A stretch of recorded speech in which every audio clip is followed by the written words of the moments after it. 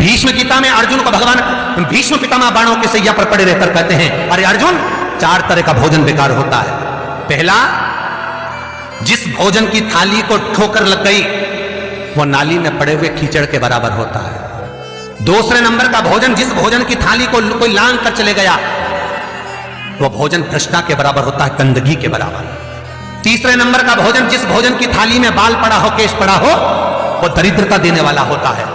और चौथे नंबर का भोजन अर्जुन, अगर पति और पत्नी अगर एक ही थाली में भोजन कर रहे हैं तो वो मदिरा के तुल्य होता है। यदि पति और पत्नी एक ही थाली के अंदर बैठकर भोजन कर रहे हैं तो वो मदिरा के तुल्य है। भीष्म गीता कहती है, अर्जुन, पति के जीवने के बाद अगर पत्नी उसी थाली में भोजन करती है तो चारों धाम के प्रसाद से बड़ा महाप्रसाद बन जाता है। और यदि पति और पत्नी का नियम है कि हम दोनों तो साथ ही भोजन करते हैं तो हाथ जोड़कर निवेदन है, साथ भोजन करो, मना नहीं है, 2 थाली अलग अलग लगाओ, पर पति के साथ बैठकर एक थाली में खाना रोज प्रतिदिन मदिरा को निगलने के बराबर है। मदिरा को कई लोग कहते हैं एक ही थाली में भोजन करो तो प्रेम बढ़ता है, प्रेम बढ़ता है। शिव महापुराण की कथा कहती है, पति और पत्नी अगर एक ही थाली में भोजन करते हैं, एक ही थाली में अगर पति और पत्नी भोजन करते हैं तो उस घर की दशा देखिएगा। उस घर के बच्चे कभी भी विद्या में उत्तम नहीं निकल सकते, उस घर के बच्चे कभी भी सत्मार्गी नहीं निकल सकते, मार्ग से विचलित ही निकलेंगे, क्योंकि मदिरा के नशे में पैदा हुए हैं। तो सुन अर्जुन, सुन, यदि बेटी कुंवारी है और बाप के साथ में बैठकर भोजन करती है तो उस बाप की कभी अकाल मौत नहीं होती है, क्योंकि बेटी बाप के काल का हरण कर लेती है। बेटी कुंवारी है, बेटी की शादी हो जाए जब भले वो पिता के साथ भोजन ना करे क्योंकि गोत्र बदल गया, पर बेटी जब तक कुंवारी है बाप के साथ बैठकर भोजन करेगी तो बाप के काल को हरण कर लेती है। ये उसी तरह जैसे एक गाय ब्याह गई हो और एक गाय कुंवारी हो। महाराज, ब्याही हुई गाय का गोबर से लीपने से ज्यादा फलदायी होता है कुंवारी गाय का गोबर से लीपना, वो ज्यादा फलदायी। बछिया के गोबर से लीपना, कुंवारी गाय के गोबर से जो ब्याही ना हो। कितना कितना शास्त्र प्रमाण देता है महाराज।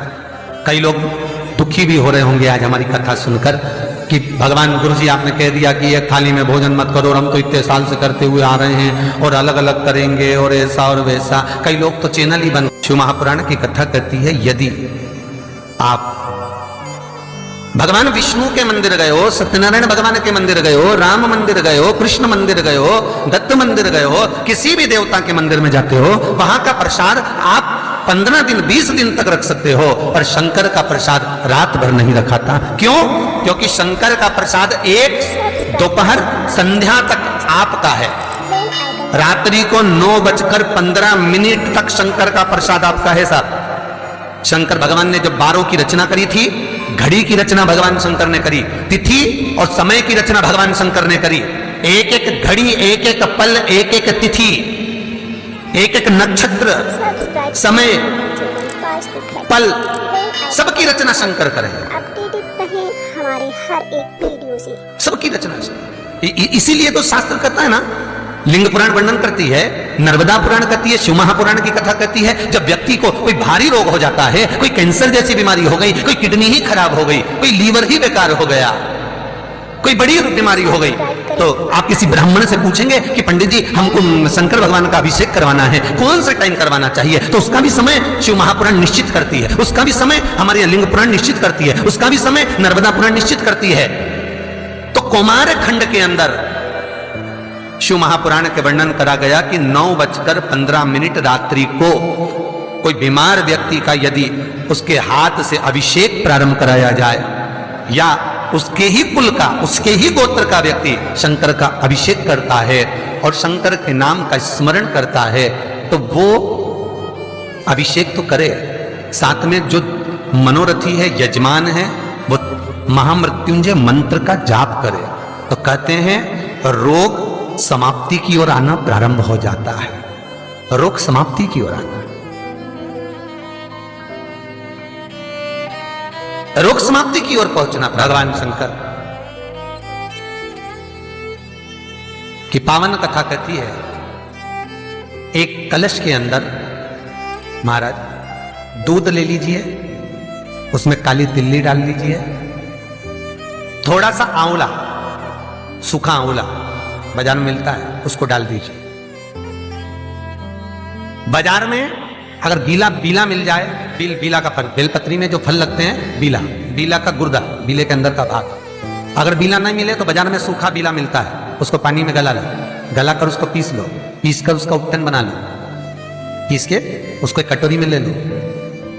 उस उपटन को, जल के पात्र को, जो व्यक्ति घर में बीमार रहता हो या जिसको बुखार ज्यादा चढ़ रहा हो, उतर नहीं रहा हो, निमोनिया जैसी बीमारी हो, बड़ी से बड़ी बीमारी भी अगर आपको घेरी हुई है, तो आप अपने हृदय चित्त से स्पर्श कराकर, कोई पलंग पर पड़ा हो तो उसका हाथ का स्पर्श करा, जो स्वस्थ है उसके ऊपर से उतार कर भगवान शंकर को ले जाकर वो बीले का उपटन शिवलिंग पर लगा दे, और जो जल है वो शंकर जी को समर्पित करें।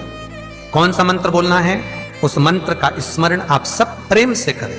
ओम, जितने टीवी के सामने बैठे सब बोलिए ओम जूम, जामे ऊ की मात्रा अम की बिंदी, जूम, सहा, सा दोहा की बिंदी, सहा, ओम जूम सहा, ओम जूम सहा। इस मंत्र का जाप करते हुए जो दूध चढ़ा देता है उपटन लगाकर, उसकी बीमारी, उसका रोग समाप्त हो जाता है। बहुत ध्यान देना, उसी चढ़ाए हुए जल को, दूध को, उस उपटन के भाग को थोड़ा सा ले आइए। जिस बच्चे को निमोनिया की बीमारी है, जिसका बुखार नहीं उतर रहा हो, उसके मस्तक पर लेपन कर दीजिए, हृदय चित्त पर लगा दीजिए महाराज। उसके बाद में उस बच्चे को वस्त्र से, गीले वस्त्र से पोंछ दीजिए, उस वस्त्र को झटकार दीजिए, बच्चे का बुखार 10 मिनट के अंदर उतर जाएगा।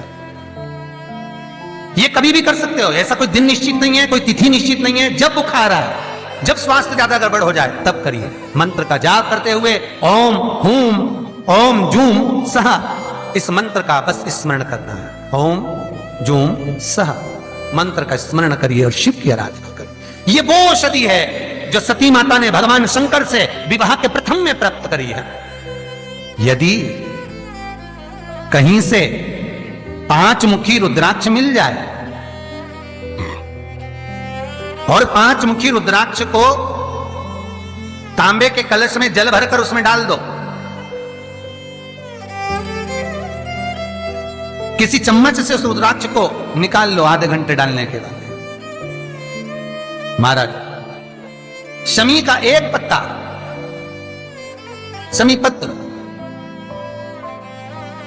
और शमी का एक पत्ता ले जाकर, शमी पत्र को ले जाकर शिवलिंग पर रखकर 5 मुखी रुद्राक्ष का जल अपनी कामना कर कर, अपनी मन की कामना कर कर सोमवार के दिन जो व्यक्ति समर्पित कर देता है, उसकी मनोकामना भोलेनाथ 3 महीने में पूरी कर देते हैं। शमी पत्र समर्पित कर कर 5 मुखी रुद्राक्ष का जल, मनोकामना। और एक बहुत सुंदर बात वर्णन करूंगा। रुद्राक्ष को सिद्ध करने का तरीका है शंकर के शिवलिंग पर रखकर उसका अभिषेक करना और फिर उसको धारण करना। कई लोग पूछते हैं रुद्राक्ष पहनने का तरीका क्या है? शिव को समर्पित कर कर मंत्र का जाप, आपको मंत्र बताएं, उसका स्मरण कर कर फिर अभिषेक पूजन कर कर फिर धारण।